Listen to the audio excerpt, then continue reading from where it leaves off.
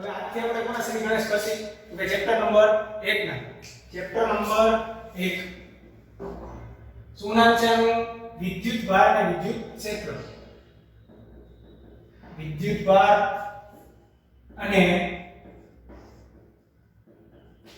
વિદ્યુત ક્ષેત્ર હવે વિદ્યુત ભાર છે એટલે આના વિશે માહિતી મેળવશું અને સાહેબ ભણવાની ઇમ્પોર્ટન્સ શું માર્કની દ્રષ્ટિએ કેટલું તો કે ગુજરાત બોર્ડ છે એના 7 માર્ક આપે છે અને ઈ જ રીતે નીટ લઈ લો નીટમાં પણ આના 2 કે 3 ક્વેશ્ચન હોય જ છે ગુજરાત બોર્ડની જો હું વાત કરું તો એનું ગુજરાત બોર્ડમાં વેટેજ કેટલું છે ગુજરાત બોર્ડ ગત આની પહેલાના દિવસ શું હતું ગઈ એક્ઝામ નું એમાં 7 માર્કમાં અમારી પૂછાણું હતું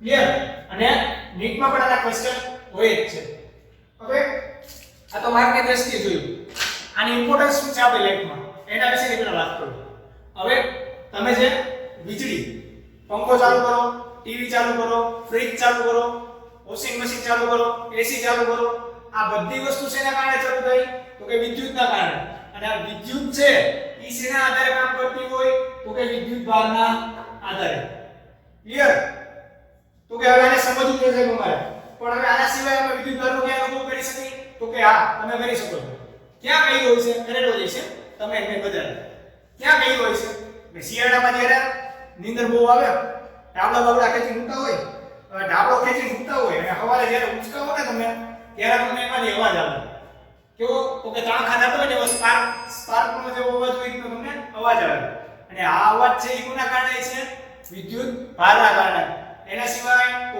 નાના હોય તો આપણે નખરા કરતા હોય ઘણી વખત જે કઈ ખુરશી લઈ ખુરશીની ઉપર આપણે બેસી જવાનું પાછળથી એક ફ્રેન્ડ હોય ટુવાલ લઈને ચોટી જાય ટુવાલ લઈને ચોટી જાય 1 મિનિટ લગી જે ખુરશીનો પાછળનો ભાગ છે એમાં મારે એટલે શું થાય એને અડો એટલે તમને કરંટ આવે સમથિંગ એકદમ નાનો તમને કરંટ આવે કરંટ પણ શેના કારણે આવતો તો આપણે નાના હતા ત્યારે વિદ્યુત ભારના કારણે બરોબર એના સિવાય તો કે એના સિવાય જ્યારે શિયાળામાં નાઈ ધોઈને વ્યવસ્થિત તૈયાર થઈ ગયા અને વાળ આપણા કોરા છે આપણે દાંતિયાથી જે કે કાસ્કો કહે અથવા દાંતિયો કહી દેશી ભાષામાં એનાથી જ્યારે માથું પડતા હોય ત્યારે તો કે માથું પડી ત્યારે દાંતિયો છે એ શું કરે તો કે વાળની તરફ એનું આકર્ષણ જોવા મળે તો વાળ શું થાય ઊભા થઈ જાય કાસ્કા બાજુ ઊભા થઈ જાય એની પાછળનું રીઝન શું તો કે એની પાછળનું રીઝન પણ વિદ્યુત ભાર છે તો કે સાહેબ આ તો અત્યારે આપણે બધે જોઈ પણ આની શોધ કઈ રીતે થઈ કઈ રીતે વિદ્યુત ભારનું અસ્તિત્વ છે એ ખબર પડી આ દુનિયાને એના વિશેની વાત કરી કે આની હિસ્ટ્રી બહુ મસ્ત છે જાણવા જેવી મજા આવશે વિદ્યુત ભાર જેવી કાંઈ વસ્તુ હાજર છે વિદ્યુત ભારનું અસ્તિત્વ છે એની ખબર ક્યારે પડી તો કે આજથી 2600 વર્ષ પહેલા એટલે કે ઈસવીસન પૂર્વેના કેટલા વર્ષ તો કે 600 ઈસવીસન પૂર્વે કેટલા વર્ષ 600 વર્ષ ત્યારે થેલ્સ નામના એક વૈજ્ઞાનિક હતા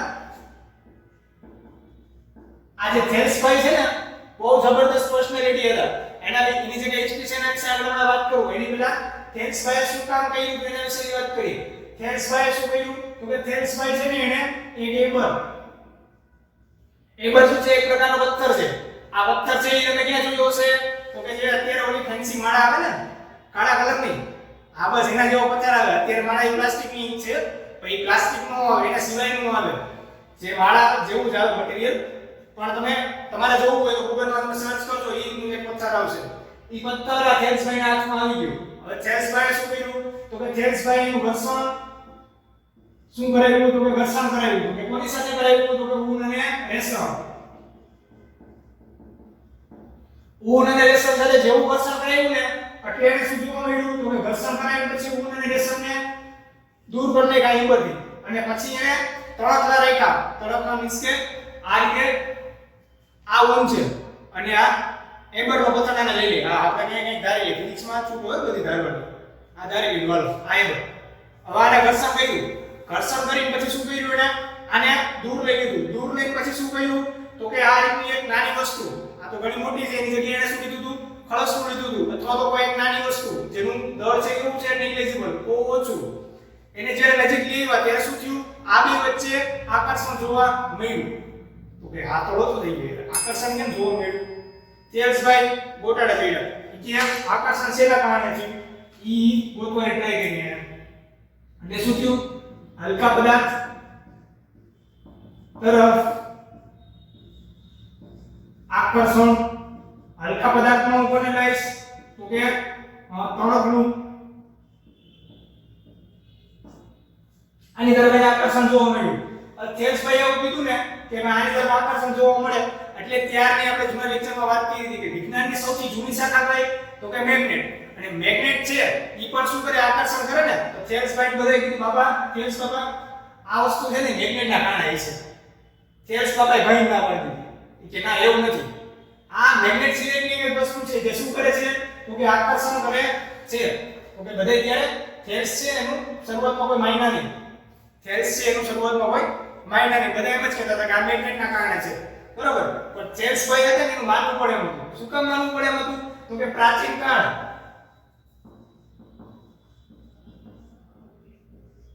કાળના વિજ્ઞાનના પિતા આ તેજસભાઈ હતા પ્રાચીન કાળ વિજ્ઞાનના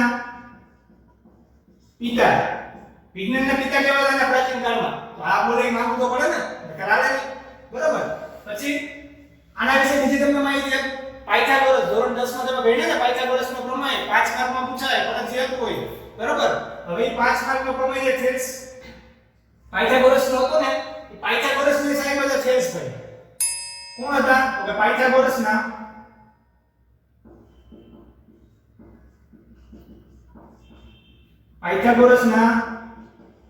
ગુરુ હતા મતલબ કે જોરદાર પર્સનાલિટી હતી બરોબર આટલી એટલે કઈ વાતમાં હોય દમ હોય એટલે એની પરથી પછી શું કર્યું તો કે એની ઉપરથી એણે એક એક્સપેરિમેન્ટ કર્યો એક્સપેરિમેન્ટ માટે એના ઘણા બધા સાધનો લીધા સાધન એટલે કે વસ્તુ લીધી ત્યારે કોઈ સાધનો બધા હતા નહીં સાધનમાં એણે સૌથી પહેલા શું લીધું તો કે એક ફૂલ અને કાચ ઈ જ રીતે બીજું એણે શું લીધું તો કે રેશમ પછી શું લીધું તો કે એના ભેગું કાચ ક્લિયર ત્રીજું શું લીધું બિલાડીનો ફર તો ફરનો મતલબ શું થાય રૂવાડી શું થાય રૂવાડ એટલે આને ટેક્સ્ટમાં આપણને બિલાડીનો ફર કીધો છે બિલાડીનો ફર એટલે શું થાય તો કે રૂવાડી ક્લિયર આ રૂવાડી બિલાડી ની લ્યો સસલા ની લ્યો ગમે ની લ્યો તમને મજા આવે ની લ્યો કૂતરા ની લેતા નહીં કારણ કે લેવા જશો તો બટકું ભરી લેશે ઈ કરતા નહીં બરોબર બિલાડીનો ફર અને એની સાથે શું લીધું એને પ્લાસ્ટિકનો સળિયો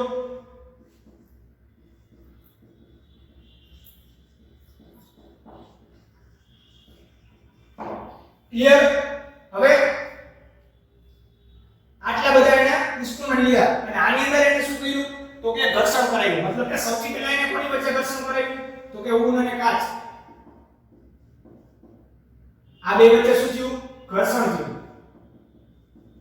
ક્લિયર તો ઘર્ષણ જેવું કર્યું ને પછી ઘર્ષણ કરી આ બેની નજીક લઈ આવવાની ટ્રાય કરી એટલે કે આ બેની જે ધારો કે તમારે શું છે ઊન અને આને સુધી લાવો આ કાચનો સળિયો છે બરોબર આ કાચના સળિયા બે વચ્ચે ઘર્ષણ કરાવી પછી શું કર્યું તો કે આ બેની નજીક જ્યારે લઈ આવ્યા ત્યારે બે વચ્ચે આકર્ષણ જોવા મળ્યું આ આકર્ષણ શેના કારણે જોવા મળ્યું એની આગળ આપણે ચર્ચા કરશું પણ આવું થયું એની આ આવું થયું એટલે શું જોવા મળ્યું એને આકર્ષણ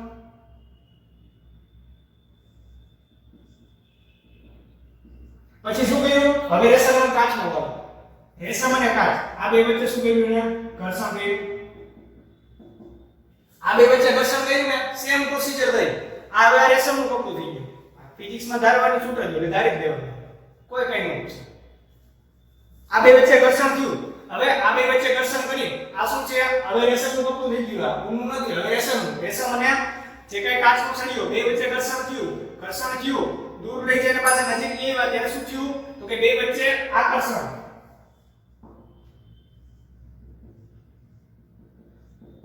ઈ જ રીતે ત્રીજો વારો કોનો તો કે બિલાડીનો ફર અને પ્લાસ્ટિકનો સળિયો આ બે વચ્ચે શું થયું તો કે એની વચ્ચે ઘર્ષણ કરાવી પછી આ બેને પાછા નજીક લઈ આવ્યા બરાબર તો ત્યારે શું જોવા મળ્યું આ બે વચ્ચે આકર્ષણ જોવા મળ્યું. ચેડા કોટાડ્યા. વાહ નવું ક્યાંથી આવે? અહીંયા પેલા એમને બાજુ લેવો કાઈ નથી થતું. પૈસા પેલા તમે બાજુ લેવો તો કાઈ નથી થતું. જેવું ઘર્ષણ થયું અને નજીક લેવા આકર્ષણ થયું. ચેડા કોટાડ્યા. કે હારું આ કેમ થયું? દયા પૂછતો ગડબડે એને જેવું થઈ ગયું સેલ્સ ભાઈ. બરોબર. હવે પછી એને શું કર્યું?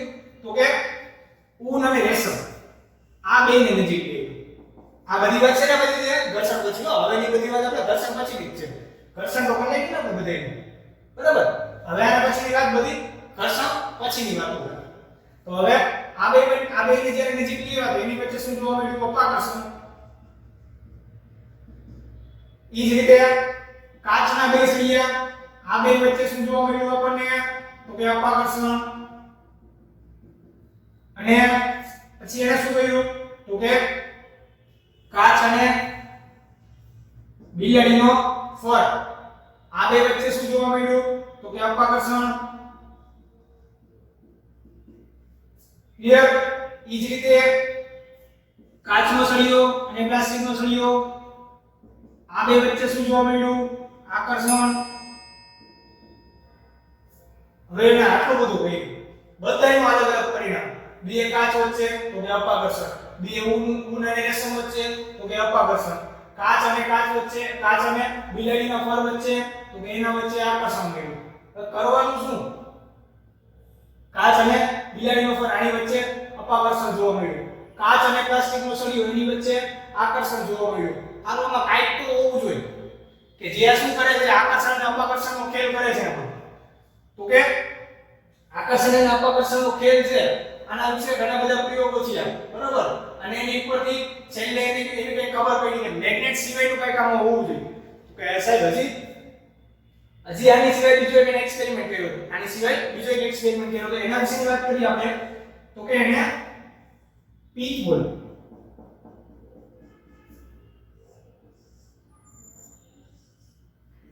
આ બોલ શું છે? પીચ બોલ. પીચ બોલ એટલે શું થાય? થર્મોકોલ જોયું? થર્મોકોલની ગોળી. નાના બીજી થર્મોકોલની ગોળી આવે એનો યુઝ કર્યો. આ થર્મોકોલની ગોળી હતી ને, આજે આ નંબર 2 ગોળી એની લીધી. આ પેલી ગોળી હતી એની પાસે કાચનો સળિયો લીધો અને આ બીજું હતું એની પાસે કાચનો સળિયો લીધો.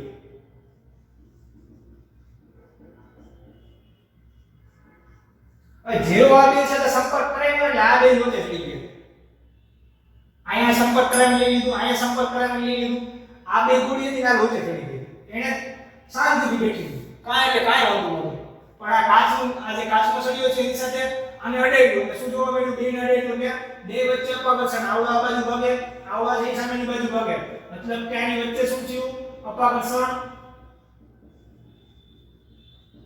વળી ગોટાડે રહે. હાલવા જેને અડે એને આવું થઈ.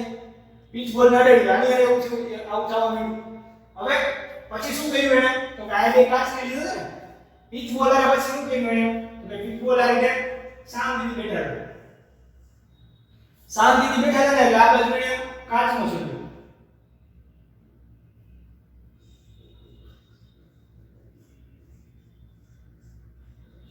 અને એ જ રીતે અહીંયા પ્લાસ્ટિકનો સળિયો.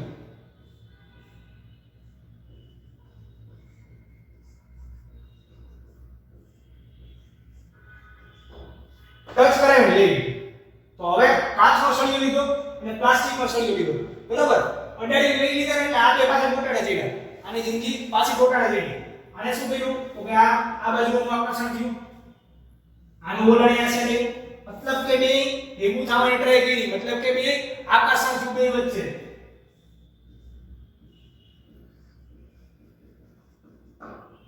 ક્લિયર? હવે આકર્ષણ કોની વચ્ચે થાય? તો કે તમે આની પહેલા જોયેલું છે કે જો આકર્ષણની વાત કરો તો બે સજાતીય હોય. સજાતીય વચ્ચે શું થાય? અપાકર્ષણ. સજાતીય વચ્ચે અપાકર્ષણ. અને એ જ રીતે વિજાતીય એના વચ્ચે આકર્ષણ. હવે બીજી વસ્તુ આપણને કઈ જોવા મળી? તો કે જો હું એમ કહું કે ભાઈ ત્યારના માણસો એમ કહેતા હતા કે મેગ્નેટ છે, આ અસલ મેગ્નેટ છે, તો ઈ ખોટું પડે. કઈ રીતે ખોટું પડે તમે કહો હાલો. કાચનો સળિયો છે જે પિનબોર્ડની બાજુમાં લઈ ગયા ત્યારે પિનબોર્ડમાં તો કાંઈ હતું જ નહીં ને, એ તો શાંતિથી બે ઊભા થાય નહીં પેલા. હવે કાચના સળિયાની નજીક લઈ ગયા એટલે બે વચ્ચે શું જોવા મળ્યું? અપાકર્ષણ. તો અપાકર્ષણ આવ્યું ક્યાંથી? કાચે ટચ કર્યું ને ત્યારે ને, મતલબ કે કાચની અંદર બે કાચના સળિયા છે, આ જે બે કાચના સળિયા છે એની વચ્ચે તો શું જોવા મળ્યું હતું? ઓલરેડી અપાકર્ષણ જોવા મળ્યું ને. પણ બે કાચના સળિયા જ્યારે અહીંયા બેને ટચ કરાવ્યા ત્યારે શું જોવા મળ્યું? તો કે આ બે વચ્ચે અપાકર્ષણ જોવા મળ્યું. મતલબ કે આને જે પોતાની ઇફેક્ટ નથી, પોતાની અસર એ કોને ટ્રાન્સફર કરી? તો કે આને, પીચ બોલને. ક્લિયર? હવે મેગ્નેટમાં પોસિબલ છે? તો કે ના, મેગ્નેટમાં વસ્તુ પોસિબલ બને નહીં. જેમ કે આ આપણું મેગ્નેટ અને આ લોખંડનું સળિયું, આને ટચ કરાવું ત્યારે આકર્ષણ થશે, બરોબર? પણ આને દૂર લઈ જાવ તો આ ચુંબક જેવું વલણ ધરાવે નો ધરાવે. મતલબ કે આ ચુંબક કરતા તો કંઈક અલગ આમાં હોવું જ જોઈએ. હજી આમાં કાંઈ પિક્ચરમાં આવ્યું નથી પોઝિટિવ નેગેટિવ, એ પિક્ચરમાં હજી આવ્યા નથી. પિક્ચરમાં ઇલેક્ટ્રોનની બધું લાસ્ટમાં આવશે. આ ક્યારે છે? ઈસવીસન પૂર્વેના 600 વર્ષ પહેલાની બધી વાતો છે. હવે બેન્જામિન ફ્રેન્કલિન નામના એક વૈજ્ઞાનિક હતા.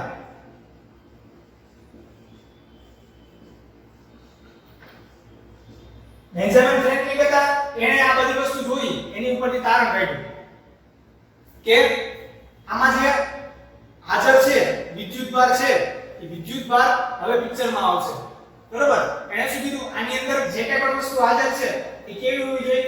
એક પોઝિટિવ અને એક નેગેટિવ. તો કે ઈ કઈ રીતે કહી શકાય? તો કે જો આ ઊન લઈ લઉં અને આ આપણો કાચનો સળિયો, આ બેને ઘર્ષણ કરાવું છું, ઘર્ષણ કરાવીને નજીક લઈ આવીશ તો એના કારણે શું જોવા મળશે? આકર્ષણ. પણ હવે અડાડી દીધા અને પછી પાછા દૂર કરી નાખ્યા. હવે લઈ આવો છે નજીક, આકર્ષણ જોવા મળ્યું નહીં. તો કે આનું રીઝન શું કર્યું? ટચ કરાવ્યા એટલે બેની અસર તો નાબૂદ થઈ ગઈ ને. તો અસર ક્યારે નાબૂદ થઈ? તો કે હું એમ કહું કે +3, તો +3 માં શું એડ કરું તો 0 થાય? તો કે -3 એડ કરું ત્યારે, મતલબ કે એક પ્લસ છે તો બીજું શું હોવું જોઈએ? માઈનસ. પરસ્પર શું વલણ ધરાવે છે? તો કે વિરુદ્ધનું વલણ હોય તો એક ક્રિયાની અસરને શું કરે? નાબૂદ કરે. ત્યાર પછી બેન્જામિન ફ્રેન્કલિને એવું કહી દીધું કે આમાં બે પ્રકારનું જે કઈ આની અંદર હાજર છે એ પરસ્પર વિરુદ્ધ પ્રકારનું કઈ હોવું જોઈએ. એક તો પોઝિટિવ અને બીજું નેગેટિવ, બરોબર? એના ઉપરથી બેન્જામિન ફ્રેન્કલિને શું કીધું? તો કે કાચનો જે સળિયો છે આની ઉપર શું હોવું જોઈએ? તો કે પોઝિટિવ હોવું જોઈએ અને ઊન છે એની ઉપર નેગેટિવ. એ જ રીતે રેસરમાં શું આવશે? નેગેટિવ અને કાચમાં પોઝિટિવ. એ જ રીતે બિલાડીના ફરમાં શું આવશે? પોઝિટિવ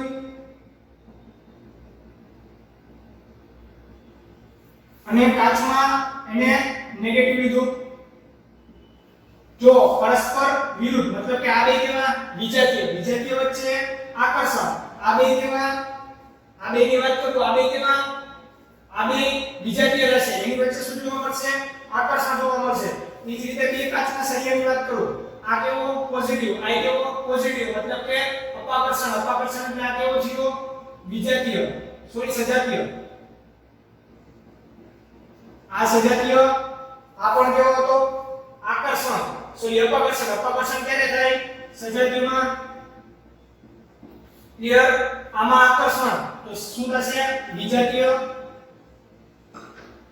હવે બાકી બીજે કઈ? હા, આવડો બાકી છે. ઊન અને રેસર, આ બેમાં શું જોવા મળ્યું? અપાકર્ષણ ક્યારે થાય? તો કે સજાતીયમાં થાય. સજાતીય અને વિજાતીયની વાત કરી, પણ અત્યાર સુધી હજી આપણે ઇલેક્ટ્રોન અને પ્રોટોન કે પિક્ચરમાં આવ્યા નથી, બરાબર? બેન્જામિન ફ્રેન્કલિને એવું તો કહી દીધું આ બે પાસે કઈ કેવું વલણ હોવું જોઈએ? કેવું છે? પરસ્પર વિરુદ્ધ, બરાબર? પણ હજી પ્રોટોન કે ઇલેક્ટ્રોન એવું કે પિક્ચરમાં આવ્યું નહોતું. હું વાત કરું 1897 ની. 1897 ની અંદર જે થોમ્સન આજે ભાઈ હતા ને, આ ભાઈ ઇલેક્ટ્રોનની શોધ કરી. ઇલેક્ટ્રોન અને અરાઉન્ડ 1900 ની આસપાસ, આની આસપાસ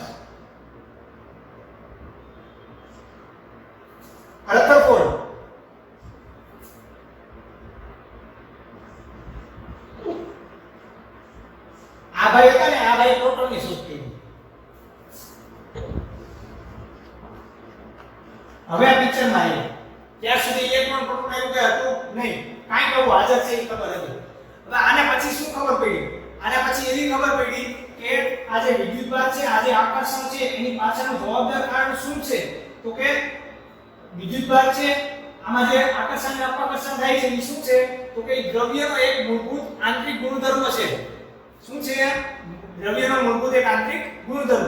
તો કે સાહેબ આની વ્યાખ્યા આપો તો વિદ્યુતભારની, તો કે એની કોઈ વ્યાખ્યા આપી શકાય નહીં. દ્રવ્ય હોય, દ્રવ્ય બનેલું શેનું હોય? તો કે દ્રવ્ય લઈ લો તો દ્રવ્ય શેનું બનેલું હોય? એક તો દળ અને બીજું શેનું બનેલું હોય? વિદ્યુત ભાર. ક્લિયર? આ એનો આંતરિક ગુણધર્મ છે. દ્રવ્ય છે એનું દ્રવ્ય શેનું બનેલું? એક તો દળ અને બીજું આંતરિક વિદ્યુત ભાર. ક્લિયર? હવે ત્યાર પછી ખબર પડી કે ઇલેક્ટ્રોન છે એ શું ધરાવે? ઋણ વિદ્યુતભાર ધરાવે અને પ્રોટોન છે એ શું ધરાવે? તો કે ધન વિદ્યુતભાર ધરાવે.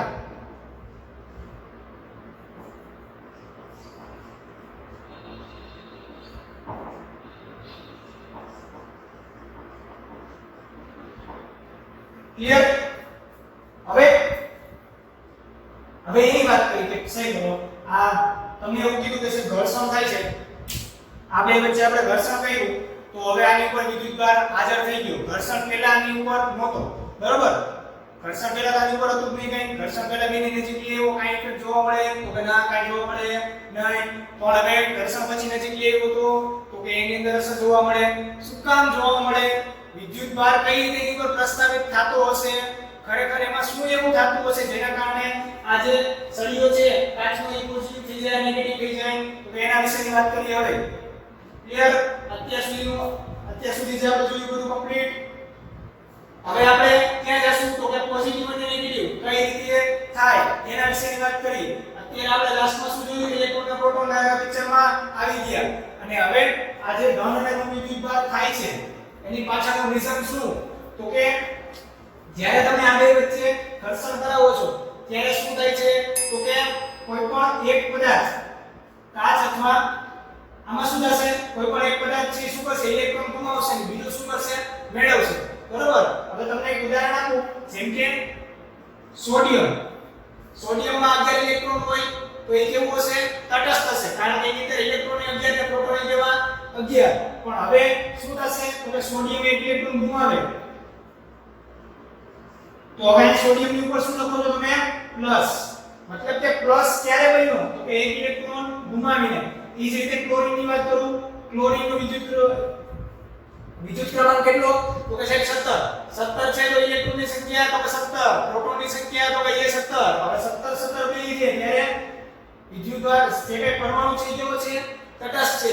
પણ હવે એક ઇલેક્ટ્રોન મેળવીને જેવું મેળવશે એવું કેવું થઈ ગયું? નેગેટિવ. મીન્સ કે મારે જે પદાર્થને પોઝિટિવ કરવો છે એ શું કરે છે? ઇલેક્ટ્રોન ગુમાવે છે. કોને આપે છે? તો કે જે બાજુવાળો છે એને. બાજુવાળો કોણ હતો આમાં? રેશમ. મતલબ કે આ જે કાચનો સળિયો હતો એના ઇલેક્ટ્રોન ક્યાં આવશે?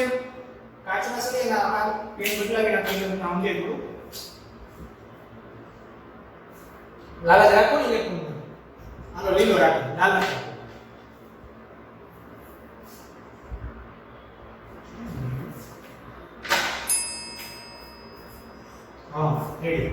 ઇલેક્ટ્રોન છે આ પોઝિટિવ બન્યું તો પોઝિટિવ ક્યારે બને? આપણે જોયું ને આપણે ઇલેક્ટ્રોન ગુમાવીને. મતલબ કે કાચ છે એ પોતાના જે ઇલેક્ટ્રોન છે બાહ્ય કક્ષાના એ કોને આપશે? તો કે રેશમને આપશે. બરોબર? એટલે આમાં શું થશે? જે આના પ્રોટોનની સંખ્યા છે એ એઝ ઇટ ઇઝ જે કઈ છે એની રહેશે, પણ એની ઇલેક્ટ્રોનની સંખ્યા છે ઇલેક્ટ્રોનની સંખ્યા એની કેવી રહેશે? તો કે ઈ ઘટશે. ઘટશે એટલે કયું વિદ્યુતભાર વધ્યું? પ્રોટોન માટે પ્લસ વધે. એટલે એના કારણે શું થાય? તો કે કાચ ઉપર જે ફાઇનલ વિદ્યુતભાર મળે છે ઈ કયો મળશે? પોઝિટિવ. ક્લિયર? ઈ જ રીતે આ રેશમ છે, રેશમ શું કરશે? તો કે કાચના જે વધારાના ઇલેક્ટ્રોન હતા ઈ લઈ લીધા. હવે ઇલેક્ટ્રોન નહોતા લીધા એની પહેલા તો તટસ્થ હતું ને, કાઈ લાગે વળગે નહીં. બે વિદ્યુતભાર સરખા હતા, એ ટેસ્ટી હતા. પણ હવે શું થયું? તો કે કાચ પાસેથી ઇલેક્ટ્રોન વધારાના લીધા. તો ઇલેક્ટ્રોન વધારે લીધા તો ઇલેક્ટ્રોન નો કયો વિદ્યુતભાર હોય? અહીંયા આપણે જોયું ઋણ વિદ્યુતભાર કોનો હોય? ઇલેક્ટ્રોન માટે. અને ધન વિદ્યુતભાર કોના માટે હોય? પ્રોટોન માટે. પણ હવે આ જ્યારે રેશમ છે ઇલેક્ટ્રોનનું આકર્ષણ ઇલેક્ટ્રોન એની પાસે લેશે તો પરિણામે શું થશે? ઋણ વિદ્યુતભારમાં વધારો થશે એટલે આ કેવું થશે?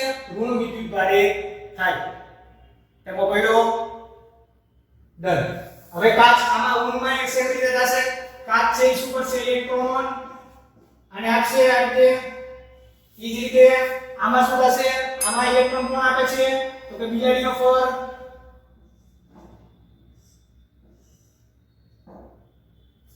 કમ્પ્લીટ. હાલો આયા લગી કઈ વાંધો? બધું કમ્પ્લીટ ને? હવે જો આ ઋણ વિદ્યુતભાર અને ધન વિદ્યુતભાર. હવે આના પછી તો કે છે વિદ્યુતભાર તો તમે કીધું હાલો. પણ વિદ્યુતભારને મારે માપવું હોય તો શેમાં માપી? વિદ્યુતભાર હવે પિક્ચરમાં આવી ગયું. ઇલેક્ટ્રોન માટે ઋણ અને પ્રોટોન માટે ધન.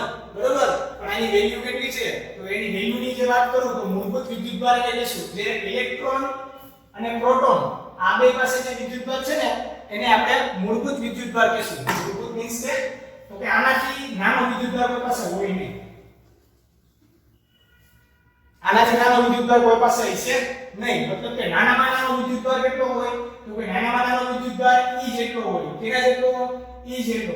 અને E ની વેલ્યુ કેટલી હોય? 1.6 * 10⁻19 કુલમ. હવે કુલમ ક્યાંથી આવ્યા? તો કે વિદ્યુતભાર છે. વિદ્યુતભારનો SI એકમ શું થશે? તો કે કુલમ થાય. અને દર્શાવાય શેનાથી? C થી. મતલબ કે મૂળભૂત વિદ્યુતભાર છે અને આપણે મૂળભૂત વિદ્યુતભાર કહીશું.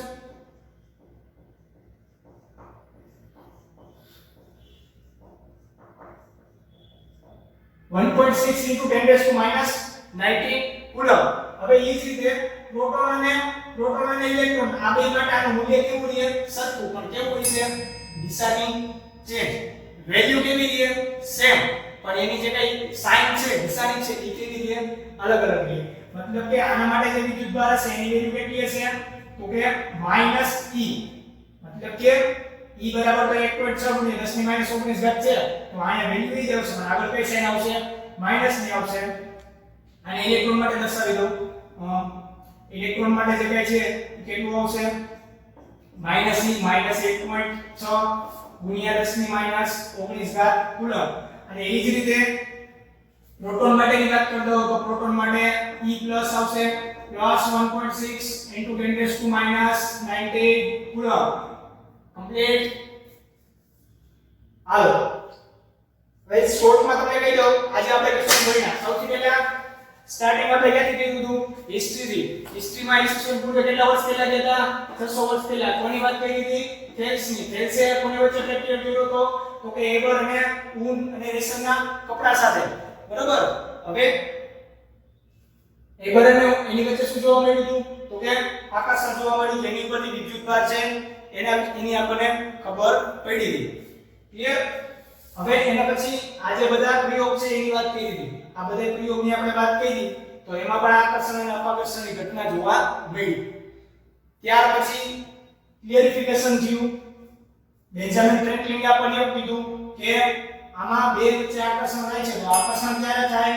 તો કે આકર્ષણ થાય તો સામસામે જે બે વસ્તુ છે કેવી હોવી જોઈએ? બીજા તરફ. અને અપાકર્ષણ જો થતું હોય તો શું હોવી જોઈએ? સજાતીય. ક્લિયર? બેન્જામિન ફ્રેન્કલિને પ્લસ માઈનસ નું કહી દીધું પણ હજી ઇલેક્ટ્રોન પ્રોટોન પિક્ચરમાં આવ્યા નહોતા. ઇલેક્ટ્રોન પ્રોટોન છે એ પિક્ચરમાં ક્યારે આવે છે? તો કે ઈ છે ઇલેક્ટ્રોન છે એ 1857 ની અંદર આવે. કોણ? તો કે જે થોમ્સન. કોની શોધ કરી? તો કે ઇલેક્ટ્રોનની. એ જ રીતે 1900 ની આસપાસના વર્ષમાં રથરફોર્ડે શેની શોધ કરી? તો કે પ્રોટોનની. બરાબર? ત્યાર પછી ખબર આપણને પડી કે પોઝિટિવ અને નેગેટિવ છે એ ઇલેક્ટ્રોન છે એની પાસે કેવી વિદ્યુતભાર હશે? તો કે ઋણ. અને વિદ્યુત આ જે પ્રોટોન છે એની પાસે કેવી વિદ્યુતભાર હશે? તો કે પ્લસ. હવે ક્લિયર થઈ ગયું કે પોઝિટિવ અને નેગેટિવ કોની પાસે છે. એ જ રીતે મૂળભૂત વિદ્યુતભાર એટલે કે નાનામાં નાનો ભાગ વિદ્યુતભાર જે છે એની હવે ખબર પડી આપણને. અને એનો નાનામાં નાનો ભાગ કે નાનામાં નાની વેલ્યુ એ આપણને કેટલી મળી? તો કે 1.6 × 10⁻19 કુલમ જેટલી મળી. એ જ રીતે પ્રોટોન અને ઇલેક્ટ્રોન આ બે પાસે જે ચાર્જ છે ને એને મૂળભૂત ગણી દીધો. પણ કેવો હશે? તો કે પરસ્પર વિરુદ્ધ હશે. એટલે કે 1 પોઈન્ટ છે તો બે માં આવશે વેલ્યુ બે ની કેવી રહે સેમ રહે પણ શું હશે ઇલેક્ટ્રોન માઈનસ વિદ્યુતભાર આપ્યો એને અને પ્રોટોન ને પ્લસ આપ્યો ક્લિયર હાલો આજ માટે આટલું રાખી અને પછીના લેક્ચરમાં આવશે આપણે ત્યારે આપણે શું જોશું તો કે કોઈ પણ પદાર્થ છે એની પર વિદ્યુતભાર હાજર છે એ આપણે ચેક કરવું હોય તો એ કઈ રીતે કરી શકાય એક એની વાત કરીશ અને એક વાહક અને અવાહક